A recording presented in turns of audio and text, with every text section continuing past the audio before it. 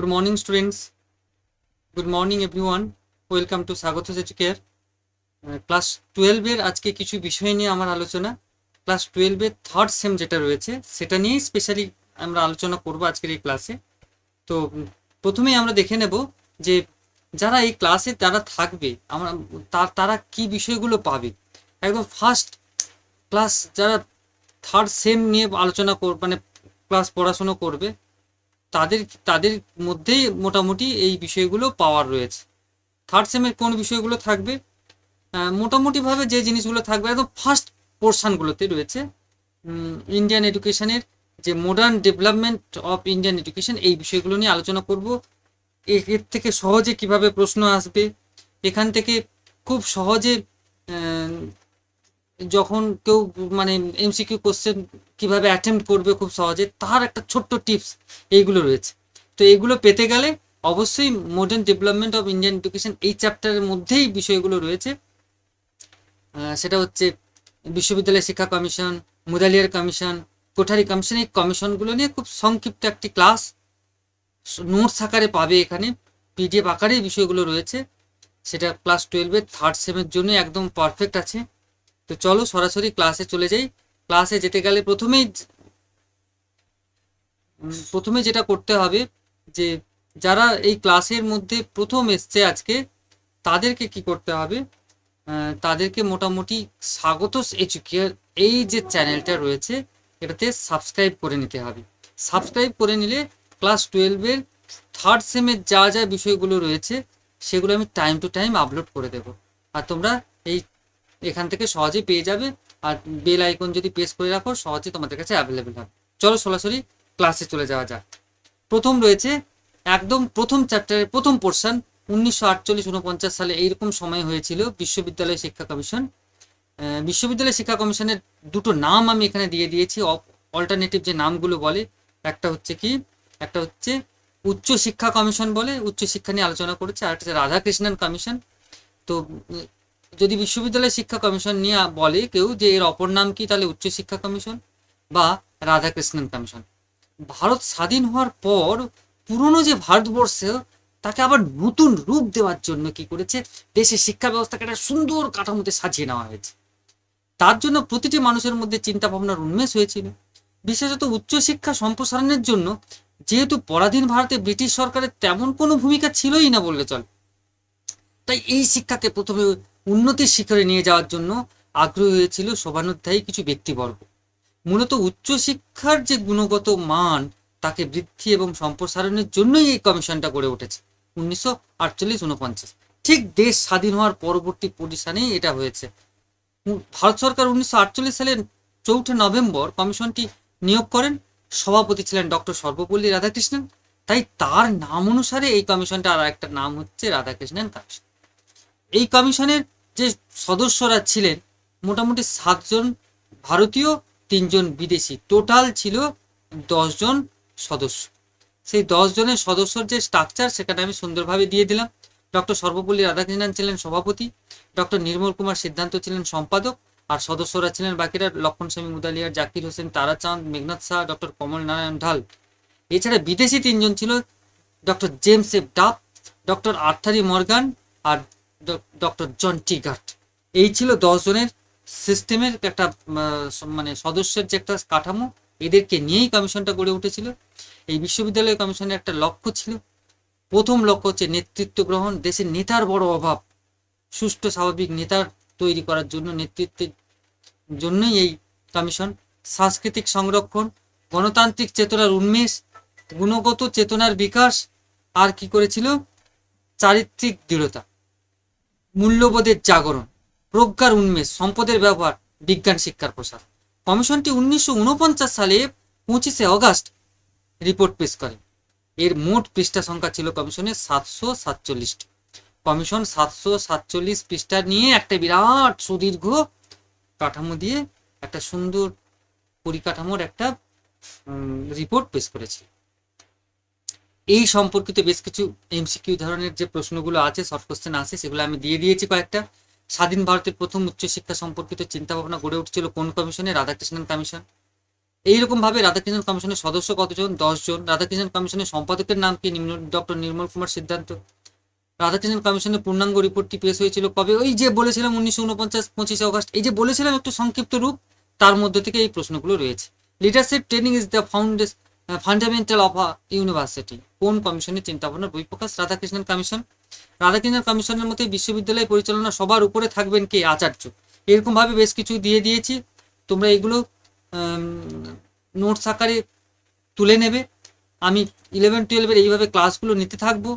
12 third সেমে যেমন চলবে, ফার্স্ট সেমে, সেকেন্ড সেম, থার্ড সেম সবগুলো বিষয় এখানে থাকবে। টেলিগ্রাম একটা চ্যানেল রয়েছে তার জন্য, স্বাগত এডুকেয়ার, এই টেলিগ্রাম চ্যানেলটাকেও জয়েন করে রাখবে। তাহলে এই নোটসগুলো আমি টেলিগ্রাম যে রয়েছে সেখানে আমাদের স্বাগত এডুকেয়ার চ্যানেলে আমি পোস্ট করে দেবো। একদম তোমরা ফ্রি অফ কস্টে পেয়ে যাবে। রেগুলার ক্লাসে থাকলে দেখবে তোমাদের ক্লাস 11-12 যে বিষয়গুলো থাকে, থার্ড সেম, ফার্স্ট সেম, যাই কিছু বলি না কেন, খুব সহজে পাওয়া যাবে। এই আরও কতগুলো প্রশ্ন রয়েছে, 7, 8, 9, 10, 11, 12, 13 এরকম ভাবে দিয়ে দিয়েছি। নেক্সট 14, 15, 16, 17, 18, 19, 20 এগুলো পেজ হোল্ড করে আপাতত খাতায় লিখে নিতে পারো। নেক্সট চলো, বেশ কিছু আমি মোটামুটি শর্ট কোশ্চেন দিয়ে দিয়েছি, যারা পারবে খাতায় হোল্ড করে লিখে নেবে। এরপর এই কমিশনে গ্রামীণ বিশ্ববিদ্যালয় সম্পর্কিত কতগুলো বিষয়। গ্রামীণ বিশ্ববিদ্যালয়টি কি? কোঠারি কমিশন গ্রামীণ বিশ্ববিদ্যালয় বলতে দেশে যেহেতু 80% মানুষ গ্রামাঞ্চলে বসবাস করে, সেই গ্রামের পরিকাঠামোকে উন্নত করতে হবে। গ্রামীণ বিশ্ববিদ্যালয় সম্পর্কে ধারণা দিয়েছিল রাধাকৃষ্ণন কমিশন। গ্রামীণ বিশ্ববিদ্যালয়ের মূল উদ্দেশ্য কি ছিল? একদম নিচু স্তর থেকে উচ্চ স্তর পর্যন্ত গ্রামের যে সকল শিক্ষার্থীরা রয়েছে তাদের শিক্ষার মানে শিক্ষাটা তাদের কাছে একদম সহজে পৌঁছে যাবে তার ব্যবস্থা করা। শিক্ষার বিভিন্ন রকম যে স্তর বা নাম দিয়েছিল এই কমিশন, মানে এই গ্রামীণ বিশ্ববিদ্যালয়, সেটা হচ্ছে নিম্ন উচ্চ বুনিয়াদী শিক্ষা 7-8 বছরে, 6 থেকে 14 বছরের শিক্ষার্থীরা এখানে পড়াশোনা করে। উত্তর বুনিয়াদী বা মাধ্যমিক শিক্ষা, এটা সময়কাল হচ্ছে 3 থেকে 4 বছর ধরে পড়াশোনা করতে হয়। 15 থেকে 17 বছর যে স্কুল বাচ্চাদের বয়স, তারা এই ক্লাসে পড়ে। নেক্সট হচ্ছে স্নাতক বা গ্রামীণ যে কলেজীয় শিক্ষা, সেটা 3 বছরে, 3 ইয়ার্স ডিগ্রি কোর্স বলে এটাকে। 18 থেকে 20 বছরের স্টুডেন্টরা এখানে পড়াশোনা করে। স্নাতকোত্তর শিক্ষা বা বিশ্ববিদ্যালয়ের যে শিক্ষা, সেটা 2 বছরের হয়। 21 থেকে 22 বছরের শিক্ষার্থীরা এখানে পড়াশোনা করে। এই ছিল বিশ্ববিদ্যালয় শিক্ষার কাঠামো। এখানে বিশ্ববিদ্যালয় শিক্ষার কাঠামো তাহলে কি দাঁড়ালো? 8+3+4+3+2, 8+3+4+3+2। এই দেখো 8, 7-8 বছরে, 3-4 বছরে, 3 বছরে, 2 বছরে, এটাকেই ওখানে বলছি। এরকম ভাবে এখানেও বেশ কতগুলো মোটামুটি ভাবে প্রশ্ন আমি দিয়ে দিয়েছি, এখান থেকে নিয়ে নেবে। আরও বেশ কিছু প্রশ্ন রয়েছে। গ্রামীণ বিশ্ববিদ্যালয় পরিচালনার যে কোর্সগুলো ছিল, কি কি কোর্স করানো হয় এইসব ইউনিভার্সিটিগুলোতে, এইসব মানে কলেজগুলোতে। গ্রাম সেবা বিজ্ঞানের ডিপ্লোমা কোর্স করতে পারবে, গ্রামীণ বিজ্ঞানের সার্টিফিকেট কোর্স করতে পারবে, কৃষি বিজ্ঞানের সার্টিফিকেট কোর্স, বিজ্ঞান এবং ইঞ্জিনিয়ারিং কোর্স ইত্যাদি ইত্যাদি আরও কতগুলো কোর্স করবে। এর পরের কমিশনটা আসছে, ঠিক গ্রামীণ বিশ্ববিদ্যালয়ের পরের কমিশনটা হচ্ছে মাধ্যমিক শিক্ষা কমিশন বা মুদালিয়ার কমিশন। স্বাধীন ভারতের প্রথম শিক্ষা কমিশন তথা রাধাকৃষ্ণন কমিশন উচ্চশিক্ষা নিয়ে ব্যাপকভাবে পর্যালোচনা করলেও মাধ্যমিক শিক্ষার কিছুটা একটা নড়বড়ে দিক এখানে থেকেই গেছে। কারণ আমরা দেশ স্বাধীন হওয়ার পর প্রথমে উচ্চশিক্ষায় চলে গেছি, একদম টপে উচ্চশিক্ষাটা আগে দেখেছি, একদম নিচু স্তরটাকে আমাদের ভালো করে দেখা হয়নি, সেটাকে দেখতে হবে, তারপরে উপরের দিকে উঠতে হবে। যেহেতু নিচুটা দেখা হয়নি, তাই নিচু তো একটু দুর্বল থেকেই যাবে। স্বাধীনতার পরে একদম উঁচু স্তরে চলে গেছি আমরা। তাই কমিশন কি এর পরের মুদালিয়ার কমিশন কি করলো? মাধ্যমিক শিক্ষাটাকে দেখার জন্য সেই যে সমস্যার নানা রকম রয়েছে, মাধ্যমিক শিক্ষাকে আরো মজবুত করে সেই সমস্যাকে সমাধান করে যাতে গড়ে ওঠা যায়, শিক্ষার মানকে সঠিক আনা যায়, মূলত মাধ্যমিক যে শিক্ষা ব্যবস্থা তাকে সঠিক পথে নিয়ে আসার জন্যই এই মুদালিয়ার কমিশন। তৎকালীন মাধ্যমিক শিক্ষা ছিল কুসংস্কারে একদম ভরা। এই কুসংস্কার দূর করার জন্য CAB, central advisory board of education, central advisory board of education, এই central advisory board of education সে কি করেছে, মানে প্রস্তাব দেন যে মাধ্যমিক শিক্ষা আমাদের খুবই দরকার, তাকে সংস্কার করতে হবে। তাই 1952 সালে 23 সেপ্টেম্বর মাদ্রাসা বিশ্ববিদ্যালয়ের উপাচার্য ডক্টর লক্ষণ স্বামী মুদালিয়ারের সভাপতিতে স্বামী বানানটা ভুল আছে এখানে, ডক্টর লক্ষণ স্বামী মুদালিয়ারের সভাপতিত্বে একটি কমিশন গড়ে ওঠে। এটারই নাম ছিল, তার নাম অনুসারেই হয়েছে, ডক্টর লক্ষণ স্বামী মুদালিয়ারের নাম অনুসারেই মুদালিয়ার কমিশন। বোঝাতে পারলাম? এই কমিশন 1952 সালে তৈরি হয়েছে। 1953 সালে 29 অগাস্ট 311 পৃষ্ঠার একটা প্রতিবেদন পেশ করেছে। সেই কমিশনটাই মুদালিয়ার কমিশন। তার এর কতগুলো সদস্য আছে, এখানে 9 জন সদস্য মোট, সেখানে যেমন 10 জন ছিল, এখানে 9 জন, 7 জন ছিল ভারতীয়, 2 জন বিদেশি। ডক্টর লক্ষণ স্বামী মুদালিয়ার হচ্ছেন সভাপতি, ডক্টর অনাথনাথ বোস, এটা অনাথনাথ বোস হবে, অনাথনাথ বোস হচ্ছেন সম্পাদক বা সেক্রেটারি। তাহলে ডক্টর লক্ষণ স্বামী মুদালিয়ার সভাপতি, ডক্টর অনাথনাথ বোস হচ্ছেন সম্পাদক বা সেক্রেটারি, আর বাকিরা রয়েছেন সদস্য হিসেবে শ্রীমতী হংস মেহতা, যে তারপর ভেলা, doctor K S Shrimali, C S T Vyas, C সায়াদিন, doctor কে জি সায়াদিন ইত্যাদি ইত্যাদি। বিদেশি 2 জন, অক্সফোর্ড জেমস কলেজের অধ্যক্ষ জন ক্রিস্টি আর ডক্টর কিনেথ নাথ উইলিয়াম, মার্কিন যুক্তরাষ্ট্রের প্রফেসর। এইদের নিয়েই কমিশনটা গড়ে উঠছে। এই সম্পর্কিত বেশ কতগুলো আমি শর্ট কোশ্চেন বা এমসিকিউ টাইপের যে প্রশ্নগুলো আছে দিয়ে দিয়েছি। মুদালিয়ার কমিশনের ভিত্তিপ্রস্তর গড়ে উঠছিল কার মাধ্যমে? CAB, central advisory board of education. Mudaliar কমিশনের সভাপতি কে ছিলেন? ডক্টর লক্ষণ স্বামী মুদালিয়ার। এই কমিশনের কাঠামোটা কেমন? 4+4+4, 4 বছরের মাধ্যমিক, 4 বছরের মানে নিম্ন মাধ্যমিক, উচ্চ মাধ্যমিক, আর তারপরে হচ্ছে মানে উচ্চশিক্ষা, মানে মাধ্যমিক, সেকেন্ডারি, হায়ার সেকেন্ডারি, নিম্ন মাধ্যমিক, উচ্চ মাধ্যমিক, এরকমভাবে 4+4+4, এই 12 যে স্ট্রাকচার সেখানে দেওয়া হয়েছে।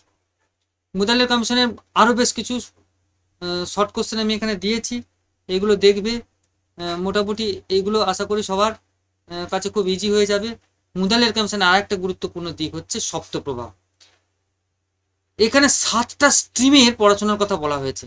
প্রথম হচ্ছে মানবতামূলক শিক্ষা, বিজ্ঞানমূলক শিক্ষা, যন্ত্রবিজ্ঞান, কৃষি, বাণিজ্য, চারুকলা, গার্হস্থ্য বিজ্ঞান। এই 7টার মধ্যে আবার কতগুলো বিষয় আমাদের পড়তে হয়। সেগুলো কি?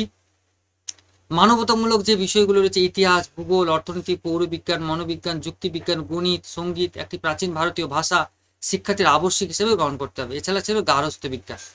বিজ্ঞানমূলক বিষয়ের মধ্যে পদার্থবিজ্ঞান, রসায়ন, জীবন বিজ্ঞান, এটা জীবন বিজ্ঞান, ভূগোল,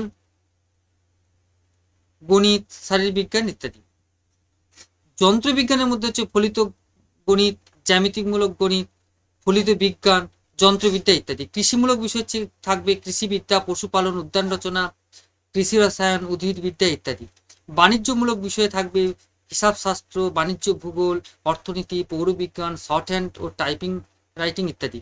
চারুকলার মধ্যে থাকবে ইতিহাস, চিত্রাঙ্কন, ভাস্কর্য, সঙ্গীত, নৃত্য ইত্যাদি। গার্হস্থ্য বিজ্ঞানের মধ্যে থাকবে গার্হস্থ্য বিজ্ঞান, খাদ্য প্রস্তুত, রন্ধন প্রণালী, মাতৃমঙ্গল, শিশু পালন, গৃহ পরিচালনা, রোগী শুশ্রূষা ইত্যাদি ইত্যাদি বিষয়গুলো। এর পরের যে কমিশনটা আসছে, মাধ্যমিক শিক্ষা কমিশনের পর, মুদালিয়ার কমিশনের পর কোঠারি কমিশন। এটা অনেকটাই পূর্ণাঙ্গ রূপ দিয়েছে। ভারতবর্ষ স্বাধীন হওয়ার পর আমাদের দেশে জাতীয় শিক্ষার প্রয়োজনীয়তা অনুভব করেন। সেই লক্ষ্য পূরণ করার জন্য স্বাধীন ভারতের প্রথম যে শিক্ষা কমিশন তথা রাধাকৃষ্ণন কমিশন এবং পরবর্তীকালে মুদালিয়ার কমিশন গড়ে ওঠে। তবে জাতীয় শিক্ষার ক্ষেত্রে এই কমিশনগুলি সাফল্য সীমাত করতে পারেনি, বেশ কিছু ত্রুটি বিচ্যুতি থেকেই গেছে। এই সমস্যা সমাধানের জন্য গড়ে উঠেছে কোঠারি কমিশন 1964 সালে। 14 জুলাই তৎকালীন সরকার একটি শিক্ষা কমিশন নিয়োগ করেন, যা 1964 সালে 2রা অক্টোবর কার্যকরী ভূমিকা পালন করে। তারা পেশ করে এই রিপোর্টটা। 1964 সালে তৈরি হয়, 14 জুলাই 1966 সালে 2রা অক্টোবর এটা মানে কার্যকরী হিসেবে একটা পূর্ণাঙ্গ হিসেবে পেশ করে রিপোর্ট এবং কার্যকরী ভূমিকা পালন করে। কমিশনের নেতৃত্ব দিয়েছিলেন ডক্টর ডি.এস. কোঠারি। তাই তার নাম অনুসারে কমিশনটা কোঠারি কমিশন নামে পরিচিত। এই কমিশন যে প্রতিবেদনটা যে নামে প্রকাশিত হয়েছিল 1966 সালে, ইএনডি, আমি ক্লাসে এগুলো বলি, ইএনডি কি? Education and national development. Education and national ডেভেলপমেন্টটা এটা কেমন? এই নামে, এই জন্য শর্টে বলছি এন্ড নামে, ইএনডি নামে প্রকাশিত হয়, যা শিক্ষা এবং জাতীয় অগ্রগতি নামে প্রকাশিত। এডুকেশন শিক্ষা এন্ড ন্যাশনাল ডেভেলপমেন্ট, জাতীয় অগ্রগতি বা জাতীয় বিকাশ নামে পরিচিত। স্বাধীন ভারতের শিক্ষার ইতিহাসে এটি হলো জাতীয় শিক্ষা কমিশন। কমিশনটি মোট পৃষ্ঠা সংখ্যা ছিল 692টি। এর মধ্যে মূল রিপোর্ট ছিল 489 পৃষ্ঠার, পরবর্তীকালে সংযোজিত হয়ে 692টি হয়েছে। মূল পৃষ্ঠা সংখ্যা ছিল 489টি।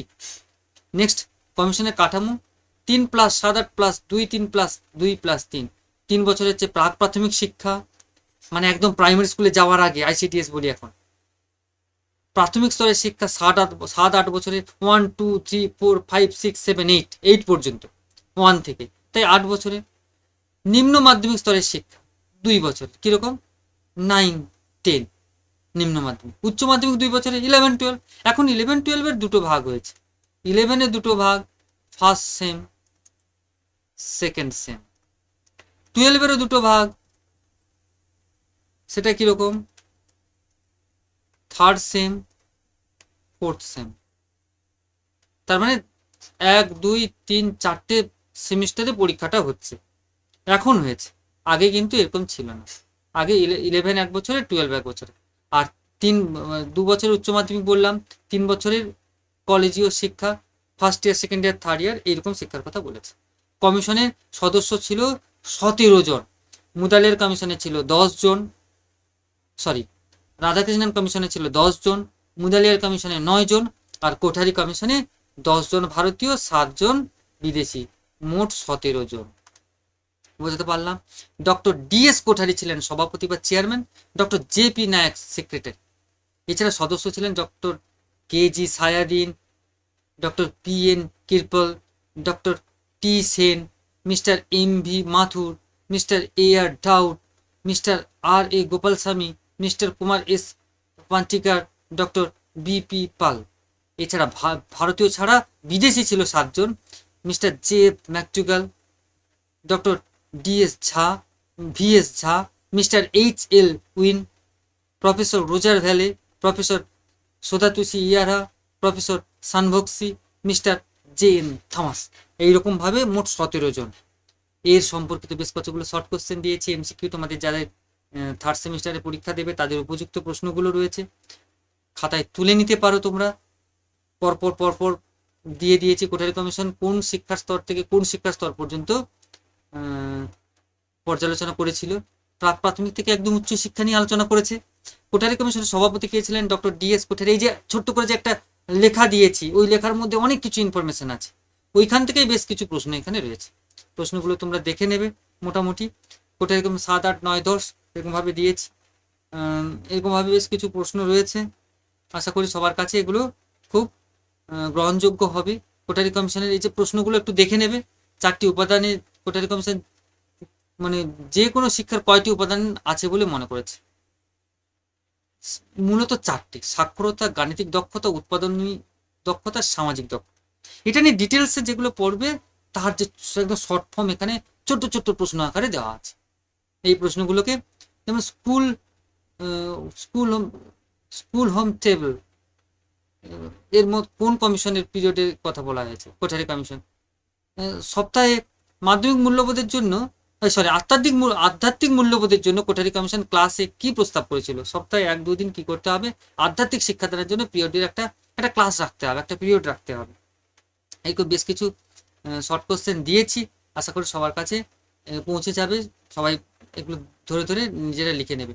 কোঠারি কমিশন একটা নতুন একটা দারুণ একটা কনসেপ্ট দিয়ে গেছিল, সেটা হচ্ছে আধুনিকীকরণ। আধুনিকীকরণটা কি? মডার্নাইজেশন। আধুনিকীকরণ বলতে বিজ্ঞান ভিত্তিক প্রযুক্তিগত শিক্ষাকে প্রাধান্য দিয়েছেন এই কমিশন। আমাদের বিজ্ঞান ভিত্তিক শিক্ষা ব্যবস্থায় প্রযুক্তি আনা প্রয়োজন, যার মধ্য দিয়ে আমাদের সামাজিক এবং সাংস্কৃতিক জীবনের উন্নতি সম্ভব হবে। একে কমিশন আধুনিকীকরণ বলেছে। কোঠারি কমিশনের আধুনিকীকরণ তাহলে মডার্নাইজেশন, নতুনভাবে বিজ্ঞান ভিত্তিকভাবে একদম প্রযুক্তিকে কাজে লাগিয়ে যে শিক্ষা ব্যবস্থা তার কথা বলেছিল।